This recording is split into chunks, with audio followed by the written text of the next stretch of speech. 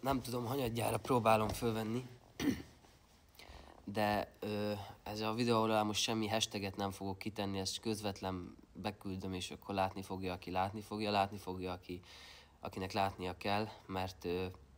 arról szeretnék beszélni, hogy sokan kérdezték most a követőim közül, hogy mi ez a bemerítkezés, mi ez a megtérés, mi ez a közvetlen Istennel való dolog, és el szeretném mondani nektek a bizonyságomat, hogy került be az életembe Isten,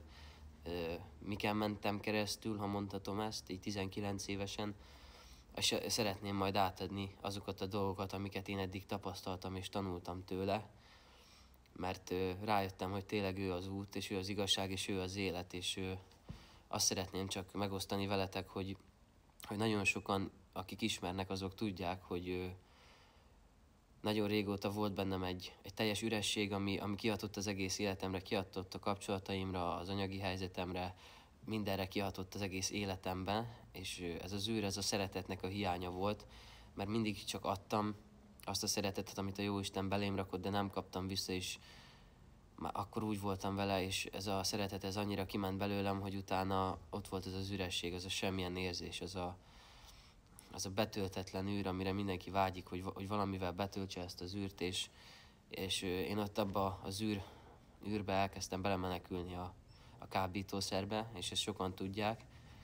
és ebből a kábítószerből odáig fajult a dolog, hogy semmelyik nap nem voltam már tiszta, minden nap kellett valami, konkrétan halálközeli állapotban voltam, elkezdtem eladni a lelkemet az ördögnek. És ahogy haladtam ebbe a dologba, sajnos odáig fajult ez az egész dolog, most 2024. januárjáig, hogy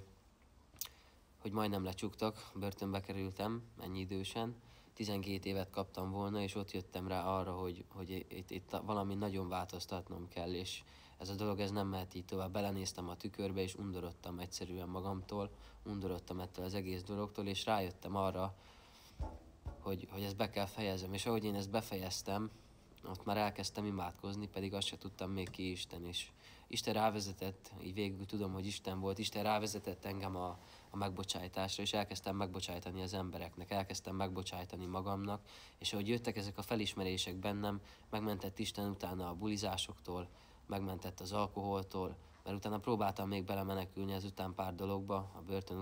a börtön kísérlet után igazából, és jött egy olyan pillanatom, hogy ahogy ezeken túlléptem, túlestem, és elhatároztam, hogy se bulizni nem fogok, semmihez nem fogok nyúlni. Most itt van november, most vagyok 11 hónapja tiszta, itt van november, és rájöttem arra a dologra, hogy nekem valami több kell, és kell valami, ami teljesen kitölti ezt az űrt, de nem úgy, mint a kábítószer, hogy csak egy pillanatnyira kapom meg azt az örömöt, ami nekem szükséges, és imádkoztam, és azért imádkoztam, hogy akkor valahogy erősödjek meg a hitbe. És volt egy közvetlen találkozásom Istennel, egy érintkezés, egy olyan pont, ahol találkoztam itt Szegeden, az egyik gyülekezet tagjaival, ez itt az otthon gyülekezet, éppen ahol most ülök, és elmondták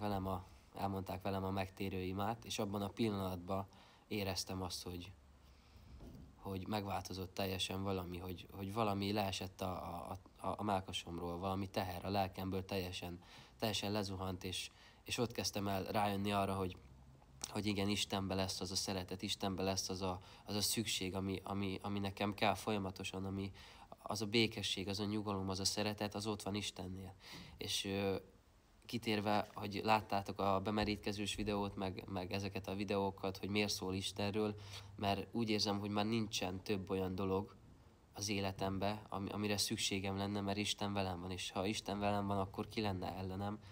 És rájöttem, hogy Jézus Krisztus maga az út, ő az igazság, és ő az élet, és szeretném ezt átadni nektek, és szeretném ezt továbbítani nektek valamilyen formában, és szeretném azt, hogy azok, akik írtak eddig, azok jöjjenek, tapasztaljátok meg, hogy mekkora Isten, merítkezzetek alá, és higgyetek nekem, kapni fogtok egy teljesen új életet, és az Atyához fogtok tartozni, és onnantól kezdve, hogy ez megtörtént az életetekbe, azok a dolgok, amik hatással voltak eddig a kapcsolataitokra, a pénzügyeitekre, bármilyen olyan dologra, ami fontos volt nektek, vagy ami hátráltatni tudott titeket, azok a dolgok el fognak tűnni, és nem lesz több hatása rátok a sátánnak, nem lesz hatása rátok soha többet. És köszönöm, hogyha ezt végignézitek most ezt a videót, vagy hogyha már itt tart valaki, mert hogyha most még nézed ezt a videót, akkor valószínű valami oknál fogva nézed ezt a videót, és tényleg semmi hashtaget nem fogok kirakni, úgy fogom kirakni ezt a videót, hogy annak kell látnia, akinek látnia kell,